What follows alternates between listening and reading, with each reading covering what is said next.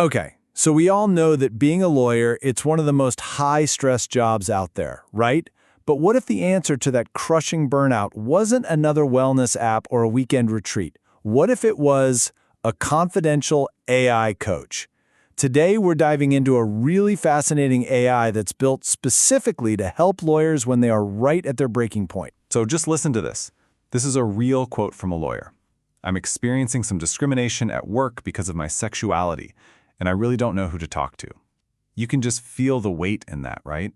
You're supposed to be fighting for others, but you're fighting your own battles, totally alone. And then you've got a totally different kind of crisis. This one's immediate, it's high stakes. I'm at court, right? And my client wants to take his case to trial. I need some type of strategy to go in there with. Wow. So you're literally in the courthouse, the clock is ticking, and you're facing a huge professional dilemma. The pressure is just immense. So these two moments, one is deeply personal, the other is professional and urgent. This is what we're talking about. This is a lawyer's breaking point. It's that moment of pure vulnerability where you desperately need some kind of support. But here's the thing, and this is the really wild part. In both of those cases, the lawyers weren't talking to a person. Not a colleague, not a mentor, not a therapist. They were talking to an AI named Lisa. And that's what we're going to unpack today. Okay, so let's meet Lisa. What is this thing exactly? Well, first off, it's not what you probably think. This isn't one of those AI tools for legal research, or some kind of robot paralegal. Nope. Lisa is designed for something totally different. It's all about the well-being of the lawyer themselves. The official name is a bit of a mouthful. It's PCTIL. That stands for Person-Centered Trauma-Informed Lawyering. And that name really tells you everything. The whole goal here is to go way beyond just, managing a legal crisis. It's built to put care and dignity front and center. For the lawyer, recognizing the incredible toll this job can take on a person. So how does it actually do that?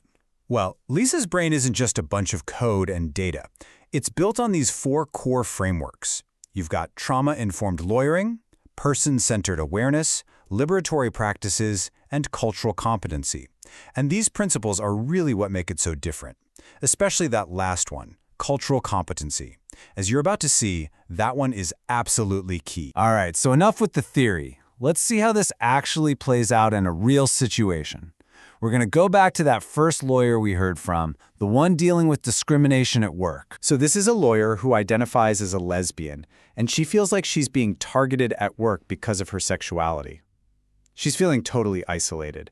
So she basically puts it right to Lisa, like, can you even handle this? Can an AI understand something so personal, so rooted in cultural identity? And Lisa's response is really, really deliberate. It's a masterclass in how to handle this. It doesn't just jump to solutions. First, and this is so important, it just validates her experience. It says, "I hear you." Then, it confirms that yes, cultural competency is a core part of its design. And only after that does it offer real, concrete help, pointing her to actual organizations like the Audre Lorde Project and Black Women's Blueprint that can give her the specific support she needs. But then Lisa does something you would just never expect from an AI. To make the lawyer feel less alone, it tells a story. It brings up this anonymized case of another lawyer, Lena, who went through something really similar with microaggressions and feeling isolated at her firm. Using a story like that, that's how it builds this feeling of, hey, you're not the only one. Okay, so let's shift gears now. We're moving from that very personal, internal struggle to a full-blown professional crisis happening in real time. So remember this one? The lawyer is literally in the court building. The client is dead set on going to trial, but the lawyer knows they just don't have a shot.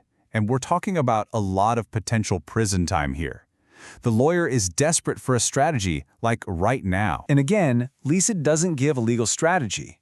It can't, and it shouldn't. Instead, it does something much more clever. It completely reframes the problem.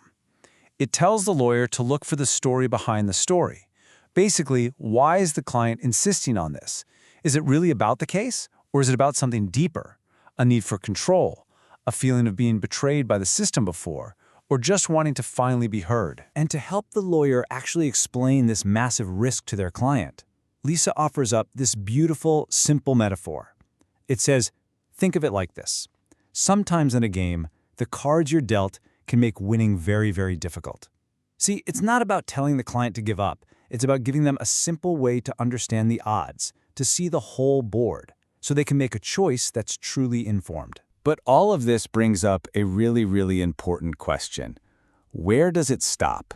You know, and AI like this, especially for lawyers, absolutely has to have limits. It has to know where to draw the line. And in the transcript, the lawyer tests this line directly. They push. They ask, if he get convicted, what time is he facing? Do you have the penal code?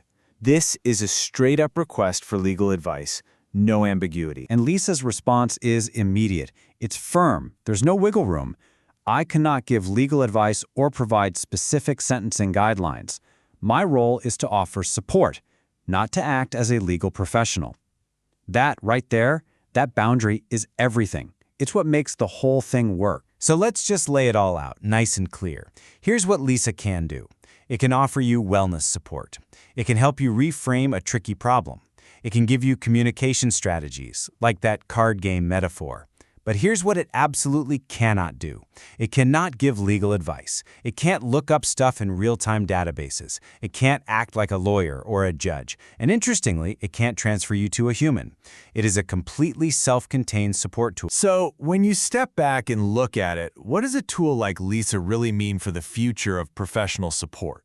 It's pretty clear it's carving out a whole new category for itself. Because at the end of the day, Lisa isn't trying to be a replacement for anyone. Not for a lawyer, not for a therapist. It's something else entirely. It's a new kind of confidential, on-demand support system, a safe space.